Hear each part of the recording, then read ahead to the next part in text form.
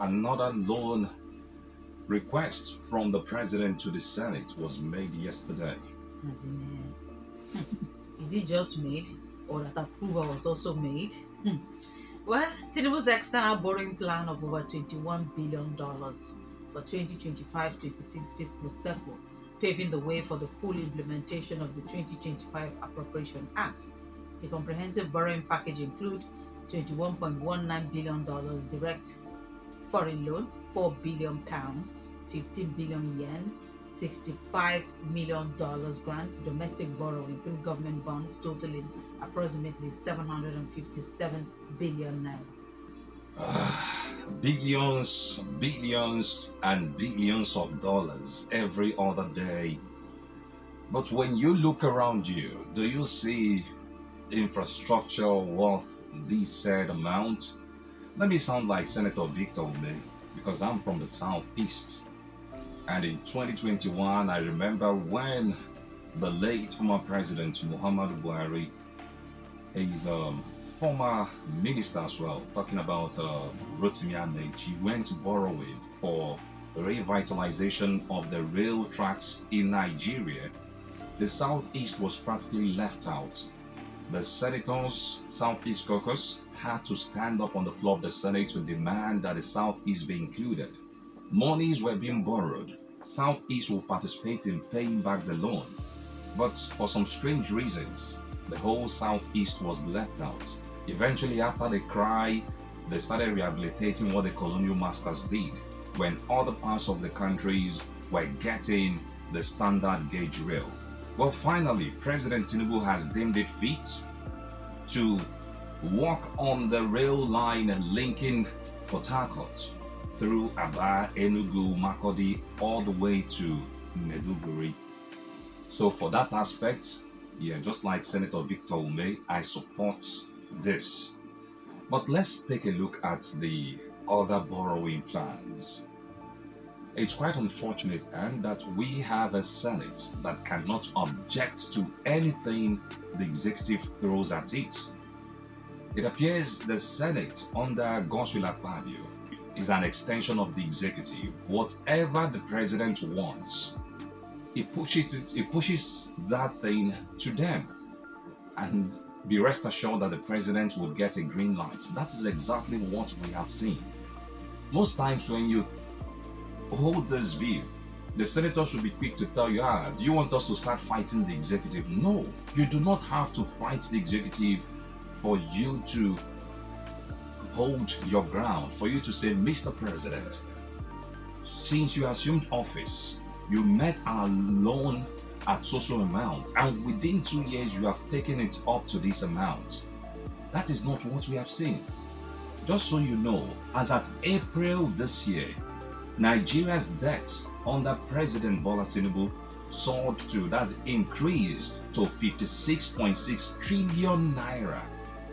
Hear me, 56.6 trillion naira in just 23 months. Okay? So that it's a reflection that President Bola Tinubu has been going about collecting loans. And of course, we're being told that the loans will be used to fix our economy and improve the quality of life of Nigerians. But I'm sure if you were to speak to an average Nigerian today, the person would tell you that he has not felt the impact of these loans. In 23 months, President Bola Tinubu, that is as at April, by the time you add these ones that the Senate approved yesterday, you can only but imagine where we are heading to. Who would repay this loan? Definitely not the leaders today borrowing them, but our children tomorrow. That the ones that will be faced with this burden. As at April, in 23 months, President Bola Tinubu had borrowed 18.7 trillion naira. 18.7 trillion naira. Let's also not forget that the current administration removed subsidy. And one would have thought that with subsidy removal, borrowing may not have skyrocketed like what we have seen. If we have reasons to borrow, it wouldn't be this much. But despite the subsidy removal, more money is being made available to the federal and state governments What we have seen over time is borrowing spree. And when you take a look at the projects some of the governors and the federal government are embarking on, can these projects, in all sincerity, be lucrative enough to repay back these loans? The answer is no. We're talking about the Lagos and Calabar Coastal Highway. How long, how many people will drive that road for, for us to be able to recoup the investment and pay back some of these loans? Even the Port Harcourt to Maiduguri Railway, how lucrative is rail in this part of the world that the rail will be able to foot its bill? Take a look at even the existing ones. The Lagos Ibadan, which is like the most active, or the Abuja Kaduna rail line.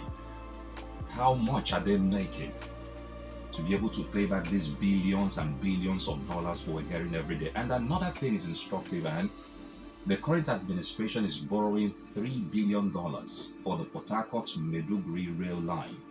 If you take a look at the plan that the former administration had, that's talking about the late President Muhammadu Buhari's administration, $3 billion was supposed to be borrowed for that rail line.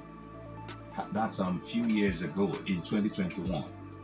In 2025, we're still talking about $3 billion, which means that in 2021, the price was exaggerated. Because you cannot tell me inflation, the prices of things and commodities in the market are still the same today, the way they were in 2021. So it's a pointer to the fact that most times when we go borrowing, these monies are not really channeled into productive ventures.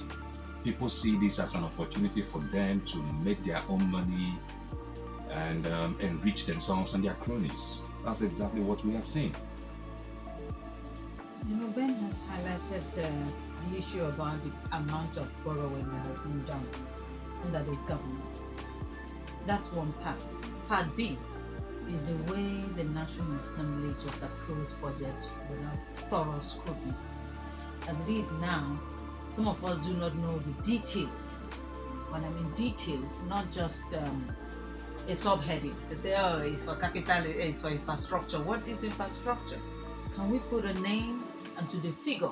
They say, oh, this road will cost this road will cost this road, because we're the ones that are going to pay. Now we go pay the money. We ordinary people that they deduct our tax from source, not the bourgeois that are not paying tax. So we need to know the details of how this money will be spent. Sometimes I will say, is it that they don't think or care about us? They can even pretend and say, we just got the request yesterday, but we are going into several committees to scrutinize this. It will take us 1 week. It will take us 1 week. Mr. President, wait. At least pretend, act film, act Nollywood. They are not even interested in acting. They don't care what we think. That's just it.